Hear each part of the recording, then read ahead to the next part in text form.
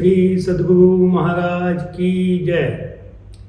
ईश्वर का ये नियम है कि जो कुछ भी हम इन्वेस्ट करते हैं उसको ब्याज सहित हमको मिलता है।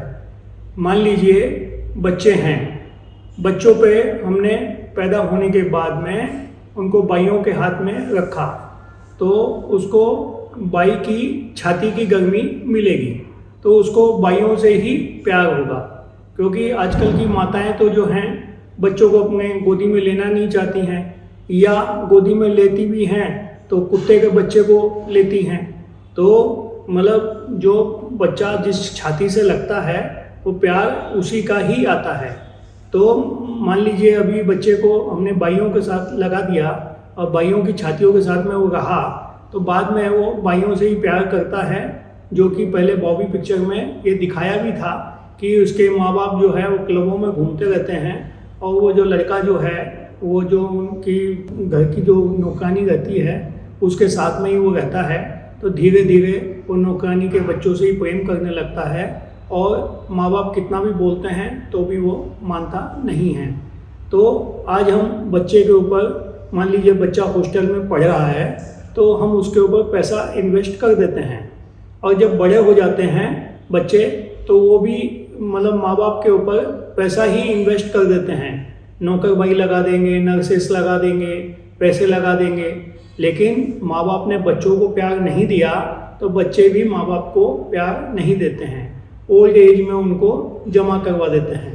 आज पहले माँ बाप बड़े खुशी खुशी बच्चों को फॉरेन भेजना चाहते हैं और उसको बताते हैं कि वहाँ तुम्हारा कैरियर अच्छा बन जाएगा। बच्चा जाना भी नहीं चाहता है तो भी उसको बार बार समझा के उसको कैरियर का याद दिला के उसको फॉरेन में भेज देते हैं। फिर बच्चा फॉरेन में सेट हो जाता है, वहाँ उसका कैरियर बनने लगता है, वहीं उसके बच्चे पैदा हो जाते हैं।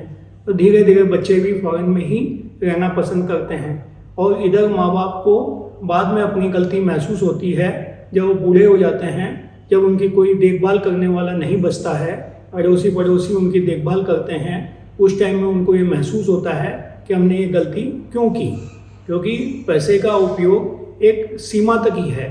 उसके बाद अति पैसा जो है कोई भी व्यक्ति के किसी भी काम का नहीं है।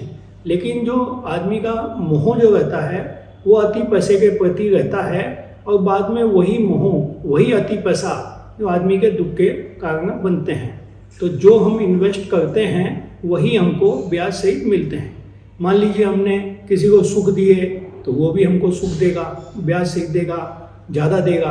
और किसी को हमने दुख दिए तो वो भी ब्याज सहित हमको दुख देगा, ज़्यादा देगा। हमने पैसा इन्वेस्ट किया तो पैसा मिलेगा, प्यार इन्वेस्ट किया तो प्यार मिलेगा।